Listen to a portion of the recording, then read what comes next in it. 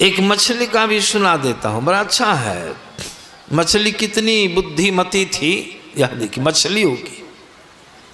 मछुआ तो मछली को बझा लेता है बंसी में, गुच्छा के गुच्छा मछली बंसी में बजती है, उसको गूंथ के रखता है, भर दिन शाम में घट जाता है। एक मछुआ गया मछली बझाने के लिए, ऐसी जगह पहुंच गया, वहाँ की मछली देखिए कैसी थी। बंसी में चाली पिरो करके सब चीज व्यवस्थित करके डाल दिया पानी में। फेंकना भी पड़ता है, फेंकना आप लोग सुने होंगे। बैठ गया। अब मछली कितना होशियार सो देखिए, आई मछली आई और कैसे खाती है, हिसाब से। इन्हें के मुंह में निगल गई, उसको मालूम है, बहुत विवेकी है मछली वहाँ की।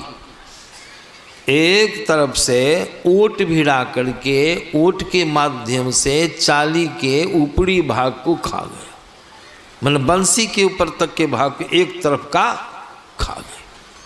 अब बंसी झलक रही है। अब चलिए इस बगल से जो मछली, वो जो चाली का आधा भाग बचा था, उसको ओट भिड़ा के खा गई। चाली को खा गई, इलम से खाई, गलफड़ा के नहीं खाई।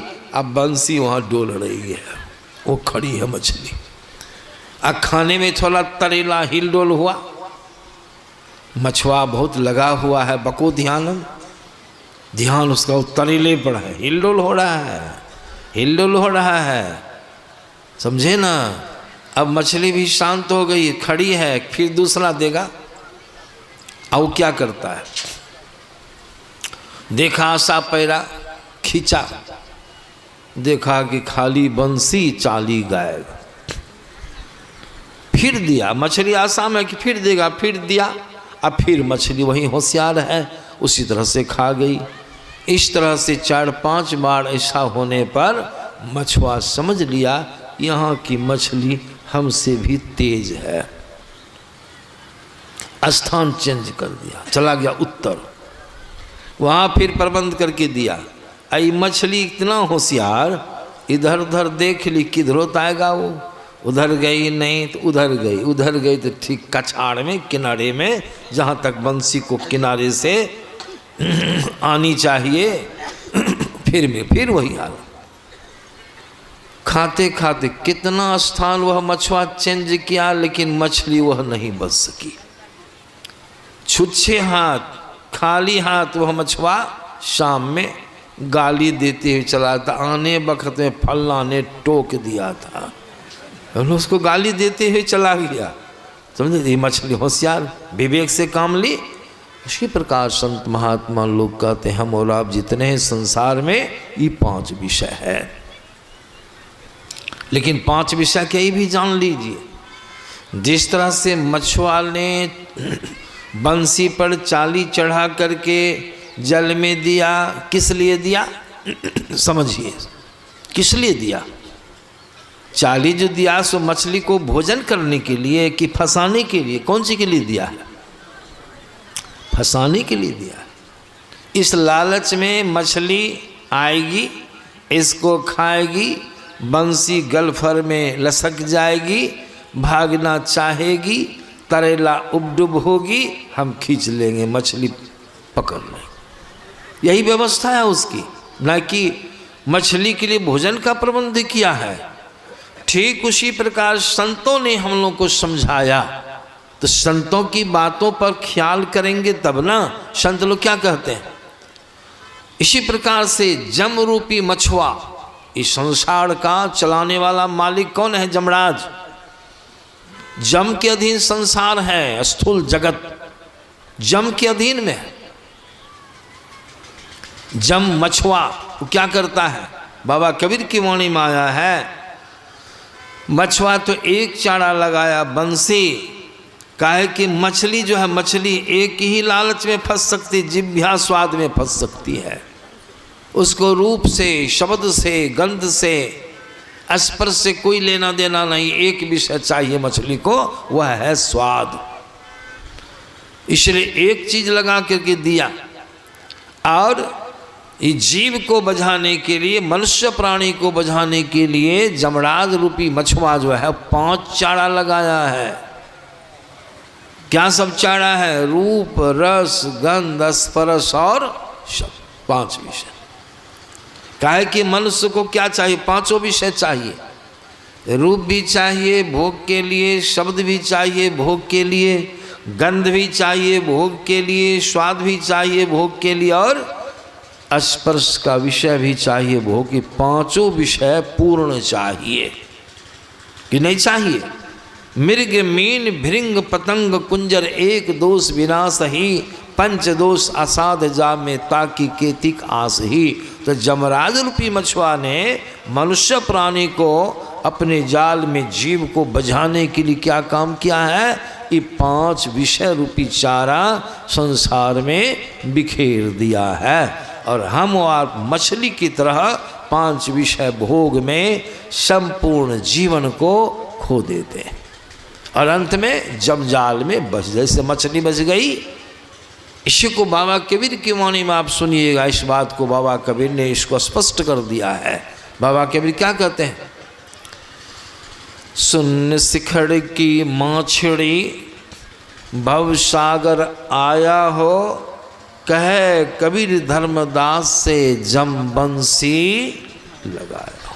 सोचिए, विचारिए, जो इन्हें मैंने आप लोगों को सुनाया उसको कबीर साहब की वाणी में सुना दिया, संतों की वाणी है। इसमें हम फंस जाते हैं, और जब जमजाल में फंस जाएंगे तो आपका कल्याण नहीं होगा। 84 के चक्कर में जीव को जा कर के असह्य दुख को भोगना। इसलिए यह ज्ञान सिर्फ सुन के रहने वाला नहीं, इसको समझ करके आज संत लोग कहते हैं इस पर विचार ना होगा। यह इसीलिए गुरुमास की वाणी में आपने श्रवण किया, तन सुख मन सुख इंद्रिय सुख सब दुख, तजी दे विषय दुखदाई भरम खाई हो भाई। फिर सुने, तन मन सुख है ना सुख तेरो, आत्म सुख निज तेरो, किंतु तू तन मन सुख निज के जानियो, भयो काल को जियो।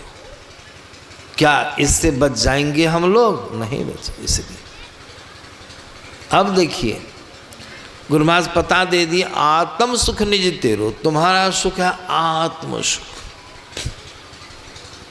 आत्म सुख कहाँ में मिलेगा आपको?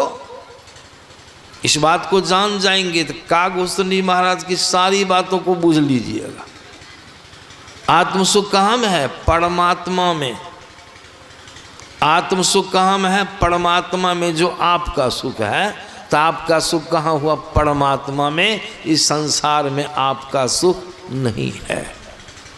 आपका सुख संसार में नहीं है, लेकिन हम खोज रहे हैं कहाँ? संसार में। यही कारण है आज तक किसी को संसार में आत्म सुख, परमात्मा सुख, शांतिदायक सुख, अखंड सुख, अविनाशी सुख की प्राप्ति नहीं हुई है। जो सुख आप भोग रहे हैं, अब तक भोगते आए हैं, किन्हीं को संतुष्टि हुई है? नहीं। गुरुराज की वाणी में और सुन लीजिए, गुरुराज क्या कहते हैं? अगहन दाहन प्रकृति भोगन, गहन को जो धावही, क्लेश पावही हारी आवही, कबहु नहीं तृप्ता। भोगन सकल प्रत्यक्ष रोगन, जान के हटते रहो, गुरु टहल सत्संग सेवन में सदा डरते।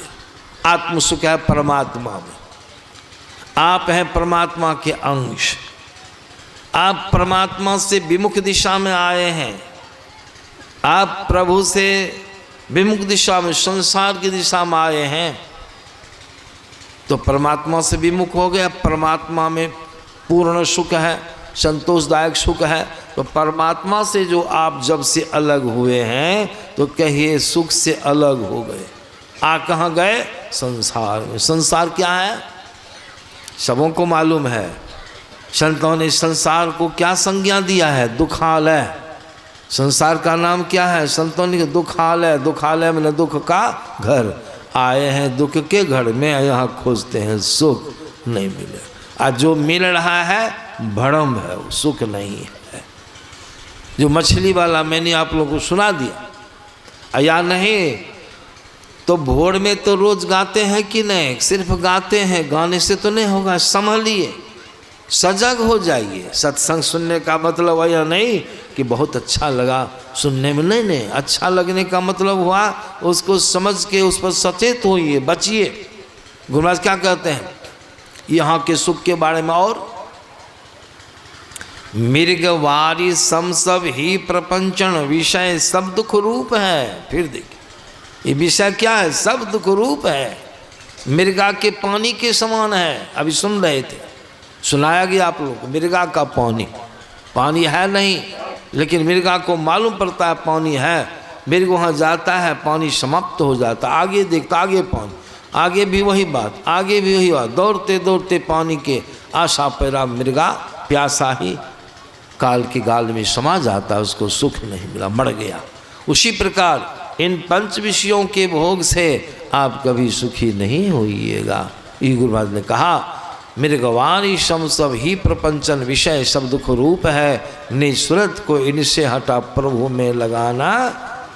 प्रभु में लगाइए, ख्याल क्यों? प्रभु में वह सुख है, कल्याणकारी सुख है। यही कारण है कि कागभूषण जी महाराज की वाणी में आपने सुना भी, कागभूषण महाराज क्या कहते हैं? शिव जी की वाणी, ब्रह्मा जी की वाणी माने उनकी राय। शिव अज सुख सनकादिक नारद, जे मुनि ब्रह्म विचार विशारद, सबकर मत खगनायक एहा। इस शवों का मत क्या है? शवों ने जिस विधि से सुख प्राप्त किया, अखंड शांतिदायक सुख, शवों की राय एक है। यही है संत मत, सबकर मत संत मत। क्या मत है शवों का? सबकर मत खगनायक एहा, करिए राम पद पंकज नेहा। राम के चरण में प्रेम कीजिए, राम की भक्ति कीजिए। क्यों? राम में वह सुख विद्यमान है जो अखंड सुख है, कल्याणकारी शांतिदायक सुख है। इसलिए कहा करिए राम पद पंकज नेहा। फिर कहते हैं श्रुति पुराण सब ग्रंथ कहा ही, या सदग्रंथ कहा ही, रघुपति भक्ति बिना सुख नहीं। संसार की भक्ति करके तो देख लिए, इंद्रिय व्यापार करके देख लिए, कैसा सुख अब तक मिला है? चाहना मिटी है? चाहना नहीं मिटी है। जो जो विषय भोग हैं उसका जो ख्याल मस्तिष्क में सुख का आनंद लगा हुआ है, वासना जगती रहती है। भरी शरीर कमज़ोर हो गया, इंद्रियां कमज़ोर हो गई, विषय भोग करने लायक शक्ति इंद्रिय में नहीं रही, विषय भोग नहीं कर सकते, लेकिन लालसा बनी रहती है, चाहना बनी रहती है। यही चाहना जन्म का कारण होता है। चाहना बनी, संतोष नहीं हुआ। इसीलिए संत लोग कहते हैं, गुरु महाराज की वाणी में भी सुने, अक्का गोस्वामी क्या कहते हैं? श्रुति पुराण सदग्रंथ कहा ही, रघुपति भगति बिना सुख नहीं। अब रघुपति की भक्ति कीजिए, राम की भक्ति कीजिए।